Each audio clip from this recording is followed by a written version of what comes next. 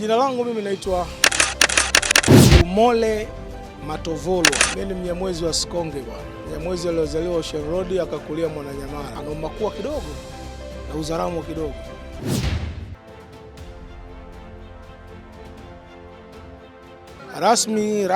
Rasmi kusimama mbele ya kamera naweza kusema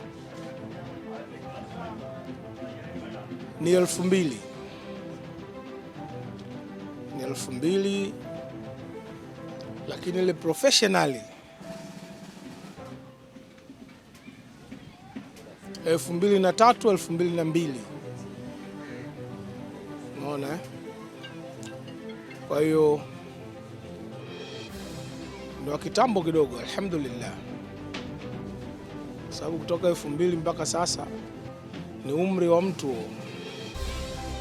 Kama ni kijana sasa ana miaka 26, kama ni binti kashaolewa, si ndio bwana?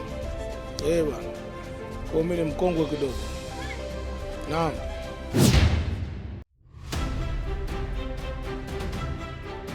Cha kwanza njaa. Sawa? Unapokuwa unajitafuta, talent huwa zinajitokeza, si ndio bwana?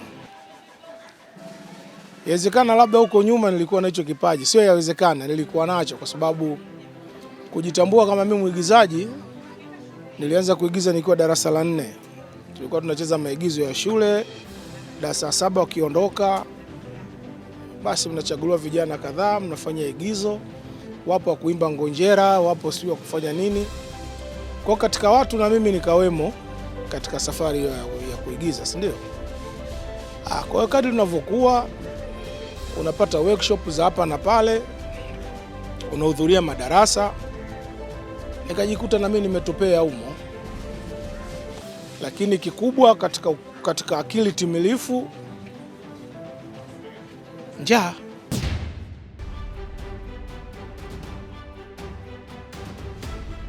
Kazi ni nyingi mpaka nyingine sizikumbuki, lakini ninazozikumbuka baadhi, naweza kuzikumbuka vizuri. Nakumbuka kuna tamthilia tulifanya kipindi kile ilikuwa inaitwa TVT, ambayo sasa hivi ni TBC, sio? Tulicheza pale Uondo wa Ngoma. Alafu ilikuwa tamthilia pendwa tu. Alafu tukacheza Jirani, nayo ilipendwa pia.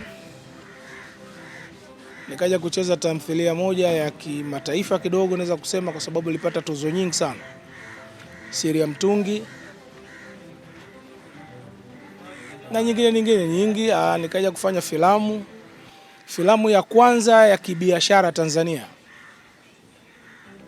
Achana hizo si yomba sijui nini ambazo walizofanya kina Mzee Kawawa, na hizo nyingine si mambo gani ya kuachana na hizo, lakini katika kuanza filamu za kibiashara ambapo ndo tukazaa mlolongo wote. Sasa filamu ya kwanza ya Girlfriend tulishirikiana na wanamuziki wa kizazi kipya, kipindi kile wanajiita wanamuziki wa kizazi kipya. Kwa hiyo tulijumuika wakina TID, wakina GK na sisi, mimi, Mona Lisa, Cloud na kadhalika. Tulifanya hiyo, alafu tukaja Masaa 24. Zikaja nyingi sasa. Fanya nyingi, nyingine majina zishasahau kwa sababu ni nyingi, lakini mpaka sasa kwa waliofuatilia hichi kizazi hiki, na kuna rafiki yangu mmoja akanitania akaniambia, katika watu wa zamani ambao mmepenya kwenye kizazi kipya ni wewe. Akamtaja mimi na Bista. Ni kweli, kwa sababu Kombolela ndio imerudisha tena na ikanirudisha tena na kufanya kuwa mkubwa zaidi. Lakini nashukuru Kombolela imeweza kunitangaza tena upya na kufanya kuwa mkubwa zaidi, kwa sababu leo audience yangu ya watoto wengi hawezi kunipita, ataniita na kunifurahia. Kwa hiyo Kombolela ni jambo zuri ambalo limefanyika na bado liko katika vichwa vya watu. Athari yake ni kubwa katika vichwa vya watu. Kwa hiyo tumemsema wa mashekhe, athari ni kubwa.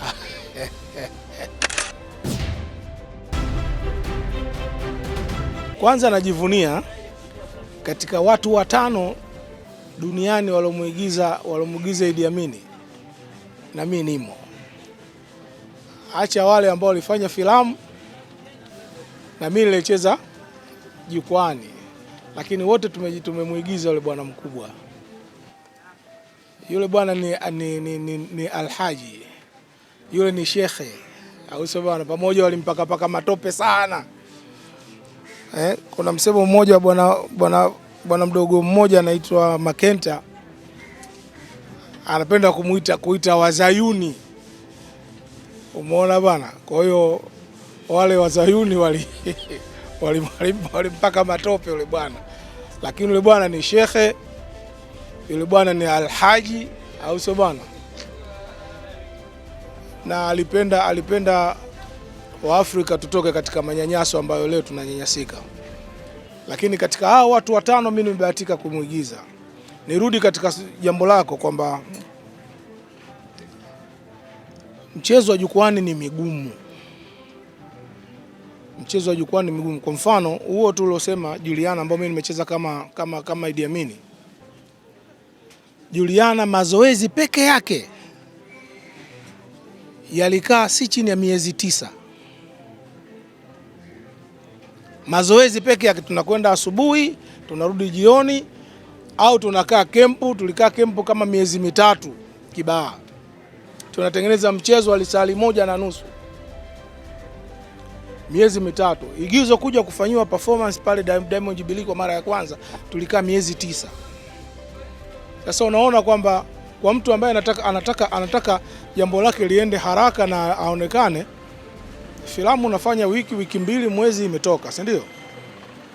Kwa hiyo sanaa ya uigizaji ya jukwani ni ngumu.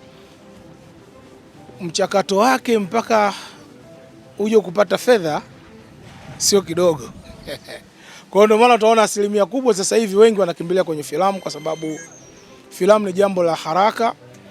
Mtu anakuita tu, unakuja, unapewa mistari, na ukikosea wanakurekebisha mpaka unapopata. Lakini jukwani unameza maneno yako, ukikosea jambo limeenda, hakuna pa kurudia. Kwa hiyo lazima uwe makini sana. Kwa hiyo ndio maana unafanya mazoezi muda mrefu, ili mradi lines zako wazizoee.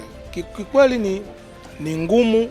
Watu wengi hawapendi mchezo wa jukwani kwa sababu ni mgumu.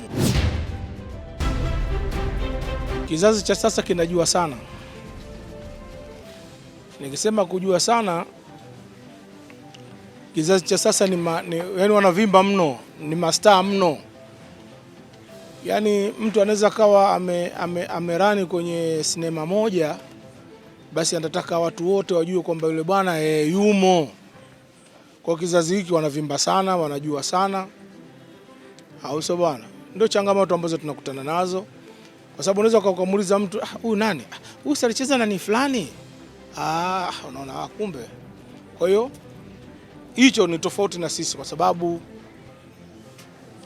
sanaa sasa hivi iko tofauti na ile ya zamani kidogo. Zamani tulikuwa tunakaa kwenye vikundi, si ndio? Kwa hiyo tunapokaa kwenye vikundi tunafundishwa tabia nzuri, ubehave vipi mbele ya wakubwa, kwa mwenzio, mfanyakazi mwenzio, au sio bwana?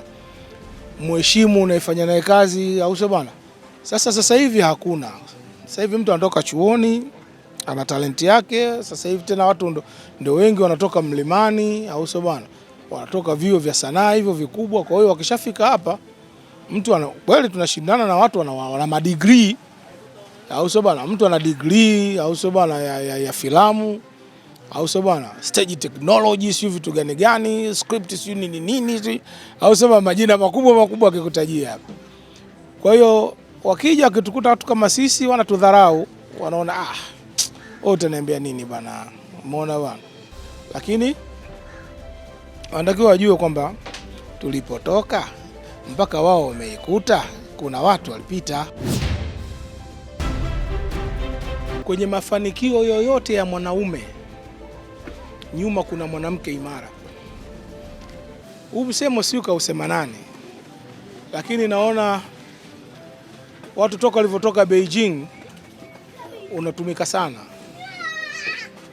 na wakaenda mbali zaidi wakasema unapomwona mwanamke kasimama basi ujue nyuma yake kuna mwanaume imara. Kwa hiyo na mimi naweza kusema hivyo hivyo, nikatumia msemo huo kwamba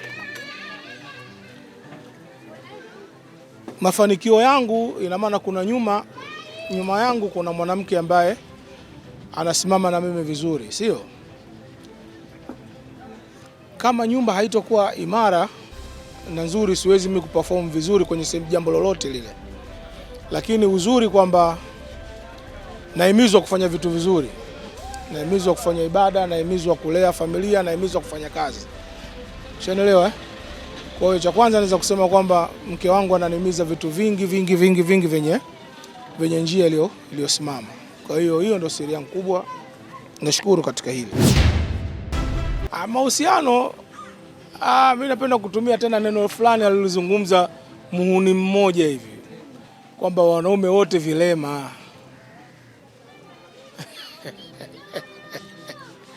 Wanaume vilema haponi. Kwa hiyo cha msingi tu ni kufanya nini? Kustahimili kwa hizi dhoruba tunazokutana nazo majiani. Kwa hiyo hilo ndio la msingi tu kwamba bana, stahimili, jiheshimu, au sio bana? Angalia utawamaliza wangapi? Wapo wengi na kila siku wanazaliwa. Kwa kustahimili tu, kwa sema kukinai. Ukishakinai basi. Juzi kati tu hapa pale kwa Azizi Ali kuna msikiti mmoja huu hapa kupita soko. Unajua wale wanaswali kama Wazanzibari wale. 6:30 jamaa imeisha. Wale sio Shia. Ni sisi kabisa Sunni wa jamaa. Umeona bwana?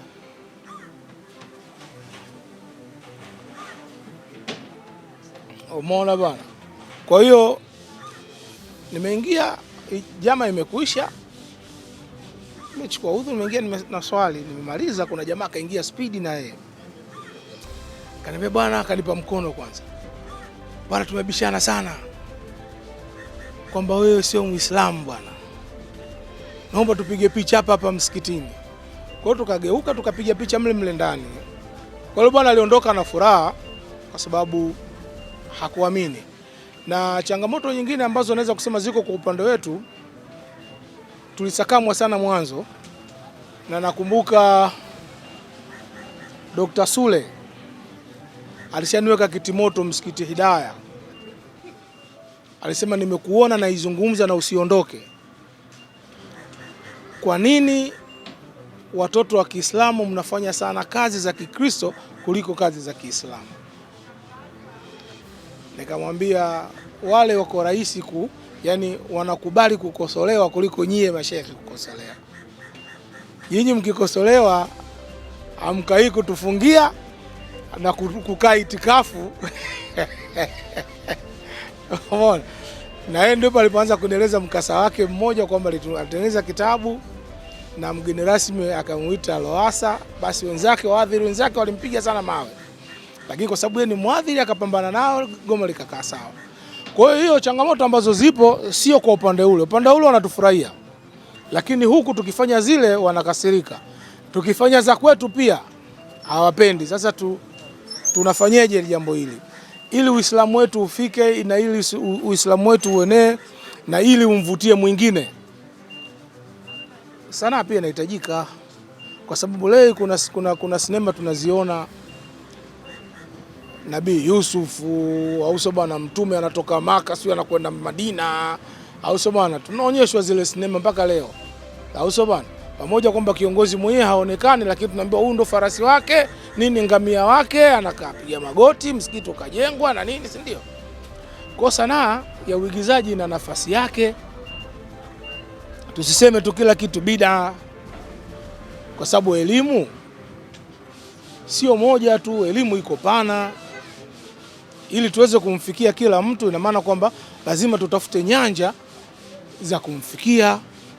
Kuna mtu anapenda mziki, au sio bwana? Utampaje maneno? Tengeneza maudhui yako ya kimziki, pitisha dawa, au sio bwana, kwenye mziki huo. Yatamshika. Mwingine anapenda sinema, au sio bwana? Tengeneza dawa yako kwenye movie, au sio bwana, ataangalia. Ngoja nikwambie kwanza, hao makobisi wanafurahia jinsi walivyo. Sawa bwana? Nilikutana na bwana mmoja, nakupa hicho kisa. Nilikutana na bwana mmoja Temeke, karibia na ukumbi gani hapa nyuma hapa. Umeona bwana? Alivyoniona tu kwanza akagonga sana. Bwana wewe kobisi mwenzangu, mimi mtaani kwangu wananiita kobisi. Nikamwambia wanakuita kobisi? Nikamwambia kwa nini wanakuita kobisi? Eti mimi nataka kuuza nyumba yetu, wao hawataki. Uko na ndugu zako? Nikamuuliza, nyumba sikatoa baba yetu, au sio bwana? Hapo ana chupa yake ya mvinyo mkononi, au sio bwana? Yaani mambo yake alright, yani, au sio bwana? Safi. Kwa hiyo hana shida, yani kwamba ile nyumba yetu, au sio bwana, maisha ya kwangu, tugawane, tuuze, maisha yaendelee. Umeona? Kwa hiyo kuna hao wanaojiona makobisi, wao wanafurahia jinsi walivyo, au sio bwana? Kama kobisi wa kwenye Kombolela anavyoona maisha yake yako right, kwa sababu baba nyumba anayo, au sio bwana, kaolewa mke mle ndani, ana watoto wake wanaishi mle, akatafute maisha mengine ya nini wakati maisha yapo ndani kwao. Kwa hiyo wenyewe wanaona ufahari, lakini kihalisia si ufahari, kwa sababu asiyefanya kazi na asile. Kuna maandiko yale ya wenzetu wanasema asiyefanya kazi na asile. Lakini kazi inakupa heshima. Umeona bana, kufanya kazi inakupa heshima. Hata ukipata hela yako, hakuna atakaye kusukuma au kukutia singi kwamba uitumieje, kwa sababu wewe ndio jasho lilikumwagika. Kwa hiyo ukipata pato lako kutokana na jasho lako, nafikiri hata mwenyewe utumiaji wake utakuwa na nidhamu. Leo wangapi wameuza nyumba za urithi za baba zao, ukiwauliza leo hawana hata senti mfukoni. Umeona? Kwa sababu sio jasho lao, hawana uchungu nalo, au sio bwana? Kuna rafiki yangu mmoja anaitwa Majidi. Babake ashaondoka muda mrefu, kaachiwa nyumba, basi hajauza, alhamdulillah. Umeona bwana? Kwa hiyo namsii asiuze, kwa sababu akiuza atapata laana. Wanikumbuke kwa mambo mazuri, Kama kuna mtu nilimgusa kwa njia moja ama nyingine akafurahishwa, basi anikumbuke na niombee dua. Hilo ndio jambo la msingi. Lakini kama kuna kitu ambacho niliwakwaza, basi wanisame, kwa sababu mimi ni binadamu, au sio bwana? Tusameane.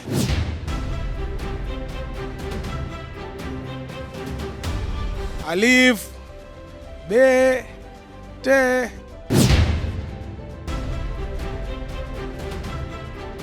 Said Umar Bakari Othmani, au sio bwana? Bilali. أعوذ بالله من الشيطان الرجيم. بسم الله الرحمن الرحيم. ربنا آتنا في الدنيا حسنة وفي الآخرة حسنة وقنا عذاب النار وقنا عذاب الدين. الحمد لله رب العالمين.